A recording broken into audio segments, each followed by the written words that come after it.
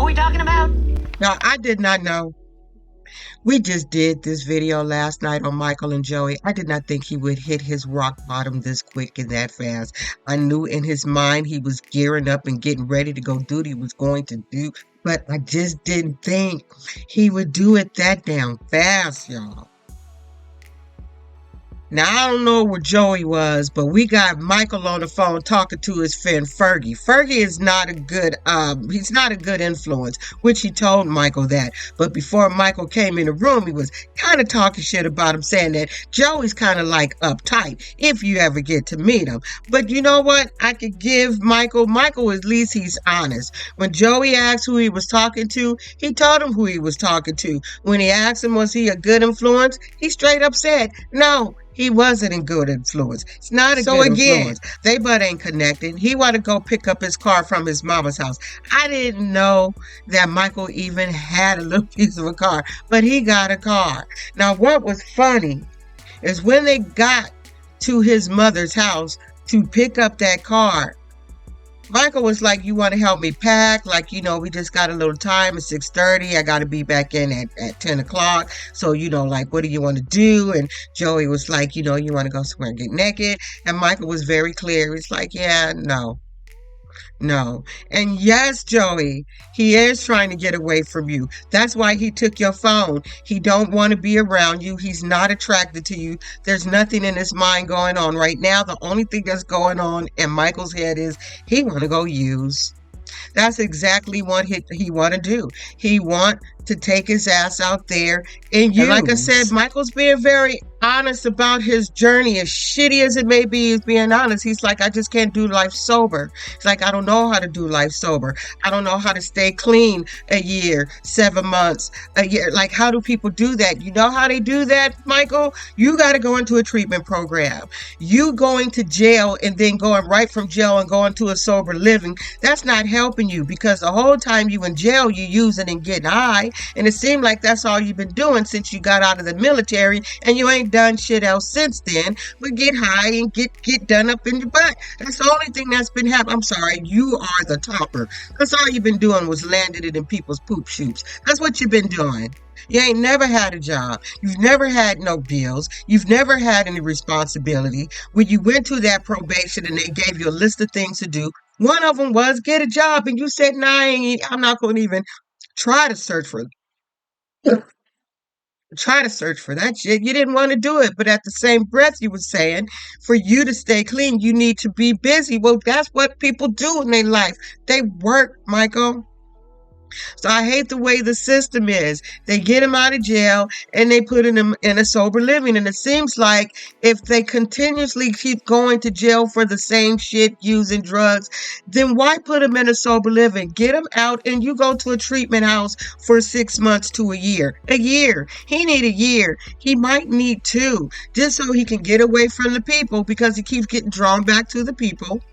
He can't get the drugs fully out of his system because he keep getting high when he locked up. It's easy for him to get locked up in as why he locked up. I think that's why he's so ready to go back. Remember, before he got out, he's like he said he was most comfortable being locked up. And some people are just like that, y'all. And I think Michael is just one of those people. He don't want to get sober. It would have to be forced upon him. It was forced upon me. I didn't want to get sober, but I had a choice.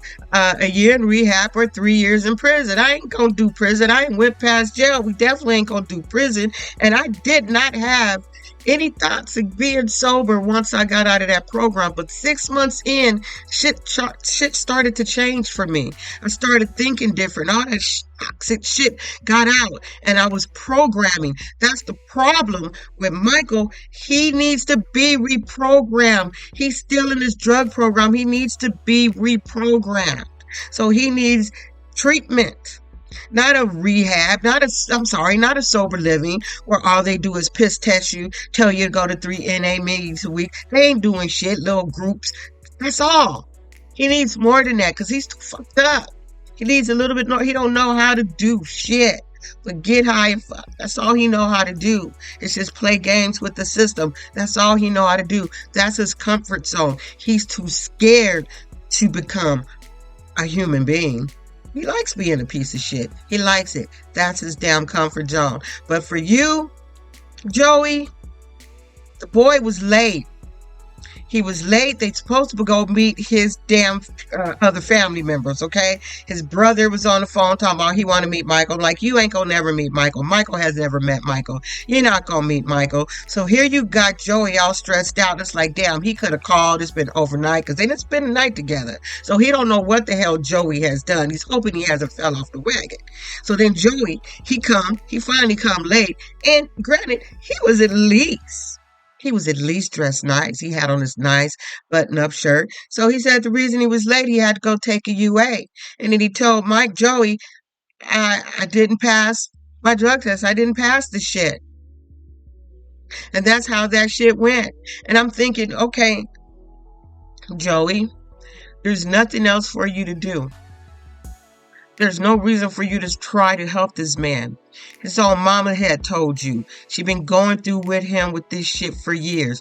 What makes you think you would be the one to make him change? He's doing, say bye, Joey, before you end up getting caught up in the same shit. It's time for you to say goodbye. And they done kicked his ass out of that damn little place. So where he gonna stay? He gonna stay with all his little druggy friends until he get his ass back in prison? It seemed like it's a violation. So he might be going back. I don't know, because I really don't know the conditions of his probation, but I would think not giving a dirty UA is one of them. So he might be going back. So at this point, Joey, you might as well say bye. He a hope to die dope fiend. That's what he wants to be. Okay, he don't want to be anything other than that. And that's some sad shit, y'all. Let's end it with Quiana Demontric. I think I'm saying this shit right, y'all. Njawila. So it starts with them still having that little discussion because, you know, she's still mad because he hugged her. Now, at the end of the day, I could see why she got a little heated, being that he cheated on you with her twice and had babies. But maybe he cheated on her with you. That's what it's looking like to me. Anyway, they was able to calm all that shit down. She went into the kitchen and was talking to the people about how she was feeling. Like she was saying, it wasn't about her. She wasn't pissed off at you. Really, it was just pissed off at why he hugging on her. If they both be there for the kids and shit, he ain't got no reason to have to hug on her and shit. He ain't got to do none of that shit. She says, I'm still feeling some kind of way because this boy done had all these damn kids and keep cheating with this same broad who we just can't get rid of and don't understand why she's there at that damn party. Although we understand why she's there. She's part of the family. So now you got D talking to his father and the whole situation that's going on between the girls and him finding a good girl and how she's been there for him, and all of a sudden he pull out this ring that Big Mama had. I said, I think that was a bunch of bullshit. You know why I think it's a bunch of bullshit? Shout out to Auntie and according to Amber. I don't know, you guys probably saw the video. This girl got 2 kids of her own. Apparently, her kid's father put her on blast because he just watched the show and didn't believe that her ass was on this show faking a funk, according to him. It's a whole little thing. Go watch their videos if you want to know. But I'm sitting there thinking, okay, so you got 2 kids of your own. And this is a man who you want to get married to, have a relationship with, have a whole future with, have all this shit going, but you ain't even talking about your own 2 kids. And another thing that's just really, like, he supposed to have 3 baby mamas and 6 kids. Why have we not heard about the other 3 kids? He's only talking about or interested in seeing Joella's kids. What about the other kids? Did they make that shit up too? Just to put a little 10 on it? Did they make that shit up? Amber, can you find the other 2 baby mamas and see if their motherfucking asses exist? Do they exist? Because I think that's just weird. So now the party's over. Everybody about to go on their own separate ways. And Joella was like, you know what? That was just way too much drama for a damn cookout. She's like, why is she going to be with a man if she can't trust a man? But she said, you know what? Whatever. I'm here for it. She here to take your man She gonna compete with you. She want that old raggedy ass thing back. She want him. And what he need to do be is with nobody, because I don't think he really sure what he want in his life. He just wants some puss, okay? And I think you could get that without being in a committed relationship, because I don't think he know what a commitment is. He really don't know what a damn commitment is. He don't. So they get to the house and she's still hot. So she ain't gonna give him no booty for tonight, because he said she was saying all that shit that went on. Dude, that was too much. And he's like, well, wait, why can't we all just get along? We could just sit and be together and see with the kids and do all this shit. She's like, no, bitch, it's too soon for any of that. We're just gonna have to ease our way into all of that. Anyway, she took her ass to sleep. So as soon as she went to sleep, he took his ass outside and went to call his baby mama. And y'all was right.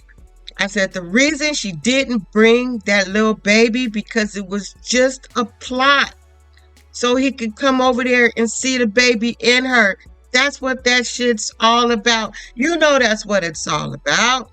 It was just a plot so she can get his ass over there and probably be dressed in something real skimpy. But he already said that's an issue because she's in love with him. Then why go over there, fucker? If you know it's an issue and your baby mama's still in love with you, and this chick who you claim you in love with, have her bring that baby over to your mama's house or your daddy's house instead of going to her house. Okay? The fact that you out there sneaking outside, you like this little drug addict boy we just talked about. You already setting yourself up to get her puss. You know you are.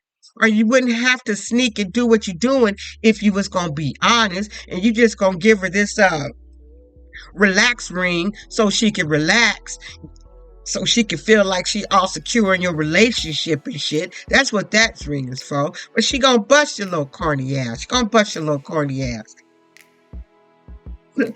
Sorry, y'all. This shit is starting to hit me. Anyway, that's it, y'all. I gotta go take some medicine and lay my ass down. I will see you guys with something else later on. I hope you guys have a good weekend. Don't be an asshole. Thanks for showing up when I show up. Bye.